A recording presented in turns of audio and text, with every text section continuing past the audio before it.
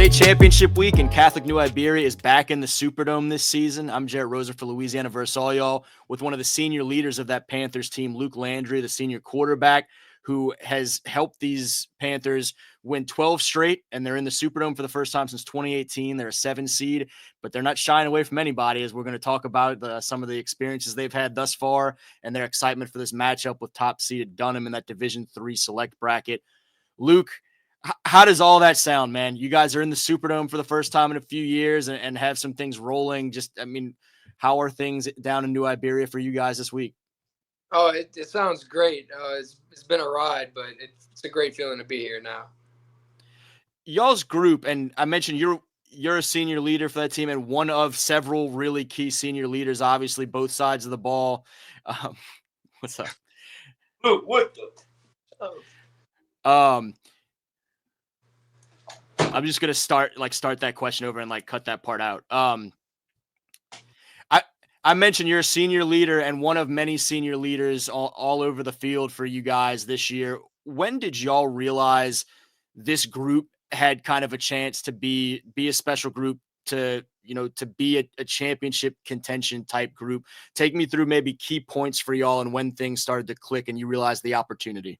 I think one of our key points was actually losing to VC. Once we lost to them, we kind of found ourselves, we needed to click more. We needed to work harder and get it done during the week, not just on Friday nights. And I think everything came together in the Notre Dame game. We realized we can compete for something here. We've got a good thing going on.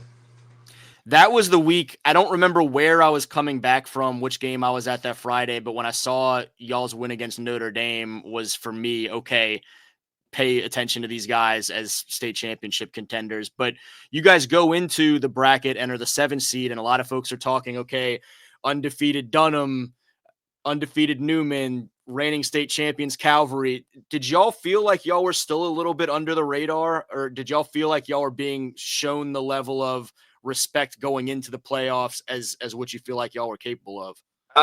Honestly, I felt like everyone kind of counted us as an underdog. Everybody talked about the other 3 schools like they were going to have an easy road to it, and we felt that we had to go with a chip on our shoulder and do what we had to do to get to where we are now. You think folks have figured it out now, though? I hope so. What the 2 big games the last couple of weeks in particular in this playoff run, y'all go out to New Orleans and shut out Isidore Newman on their home field 31-0. And so, I mean, a dominant performance from start to finish in that one in the quarters. The semis, y'all needed a thriller and some really pivotal plays there late up in Shreveport against Calvary Baptist. And so y'all are on back-to-back week opposite ends of the state, opposite ends of kind of the situation, but managed to scrap those things out in both cases and get on to the Superdome.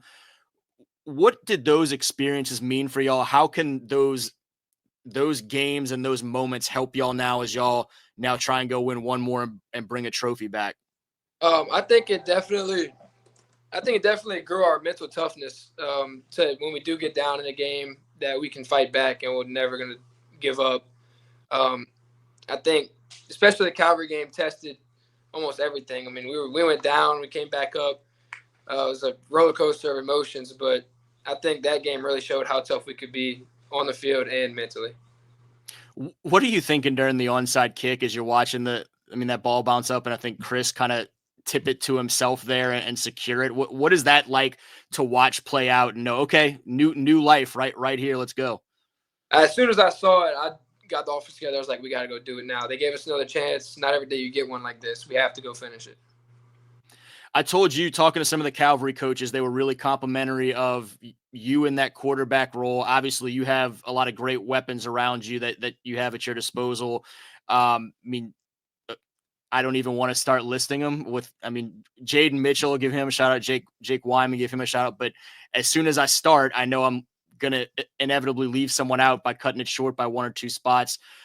What is that group like for you to work with? How much fun do y'all have when things are clicking, and how tough do you feel like y'all are to stop when y'all are executing at y'all's level? I feel like when we're executing at a high level that we're almost impossible to stop because each guy is good at different things. And if everybody clicks, then, I think it's a key to success.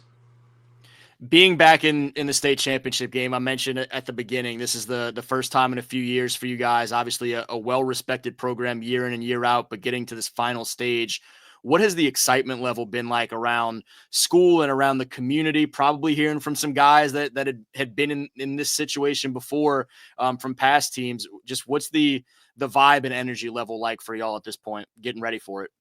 Definitely very exciting. I mean, getting back to it for a while after a few years out. Um, as a team, I think we're just ready to play, ready to go do it. And the school is kind of rallied around us, community's rallied around us. We've got some celebrations into the week to get ready for it.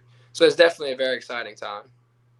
What's that like to kind of to juggle it and realize, you know what, this is a really cool week. There's a lot to be excited about and celebrate right now, but there's this business at hand of not getting too distracted, not celebrating too much because we want to be celebrating on Friday more than we are right now. How do you kind of balance those two and make sure you're appreciating the moment but not letting it get in the way of the goal? Yes, sir. So our coaches have talked to us this week, and they're saying that soak it in, but focus on the main thing, and which is winning the game. Don't worry about the outside noise, and focus on what we need to do to hold the trophy at the end of the game. What do you guys feel like you need to do? If you look at this game and say, you know, these are going to be some keys for us. I certainly don't want you to start sharing specific schematic things or giving away any inside secrets or anything. But in terms of some basic stuff, when you look at it and say, man, if we can do this, and this week, we feel pretty good about our chances on Friday. Definitely if we stop their quarterback, I think that's kind of the big goal. But offensively, I think we can run the ball and pass the ball as well as finishing drives and with no turnovers. I think we have a great chance of winning the game. How do you enjoy some of these quarterback battles? The ones we talked about already, a lot of them have other guys that have varying levels of attention. Even going back to that week one, John, and he ends up setting the career touchdown record and all those things. But you go against Eli Friend, who's headed off to Princeton, and then have the matchup with Abram Wardell, who's been so efficient and award-winning guy a year ago. And now you've got the youngster, but a guy that's already getting all kinds of college attention. How much do you enjoy some of those opportunities for you to kind of, obviously you're not facing him on the field, but a sort of quarterback matchup and be able to kind of showcase what you can do in those settings as well? I mean, I'm a competitor, so if I have a guy like that who I know is a great football player, then I know I have to step my game up and do just as well and show that I can play on that same level and even to a higher level at some point. How much have you heard from folks about what you should expect atmosphere wise and energy when you guys step foot in the Superdome and go play for a state championship? And you may have been a guy that was there for some of those games years ago and remember watching it as a youngster. And if so, what do you remember about that? Or what are your expectations for this week when you get there? I'm expecting it to be loud and packed out. I mean, I've heard from everybody around the town, from other schools around here, everybody's going to be there.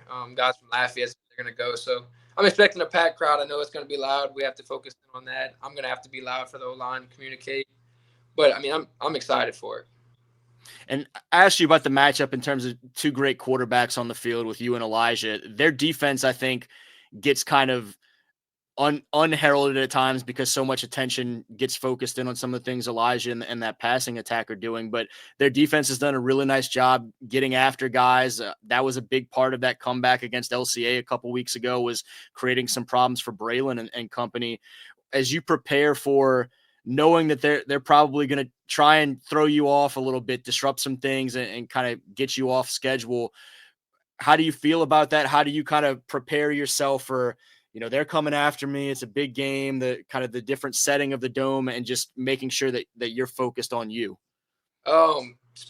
First off, watching film, seeing the tendencies and what they're going to do, but also just keeping myself calm, especially when they're sending pressure, to remember what my job is and to just do my job to my best, especially with the pressure. Keep calm, stay collected, and just make the play. And I guess wrapping it up, I'll leave you with one more opportunity to just generally anything that you want people to know about y'all's group, this Panthers team this year. You know, what's special about y'all and what they should know as kind of the takeaway of who Catholic New Iberia football is in 2024, or message to the fans. One final message to those folks that you know are going to come out there decked out in red and support y'all on Friday. For people that don't know much about us, I think we're a very physical team. And also, I think we play with a chip on our shoulder, especially being a 7 seed, playing against these higher seeded teams, with not as much hype around us as other teams we play. I think we definitely play with a chip on our shoulder, and we're going to be very tough. And to everybody that's coming out, be loud and go Panthers. There you go. As I mentioned, these guys, the Catholic New Iberia Panthers, are going to be facing that the top-seeded Dunham Tigers on Friday in the Division III Select game. He's senior quarterback Luke Landry, a member of that great 2025 class out there in New Iberia. For Louisiana versus all y'all, Jarrett Roser, and thank you all for tuning in. Make sure y'all are out there Friday to support these guys.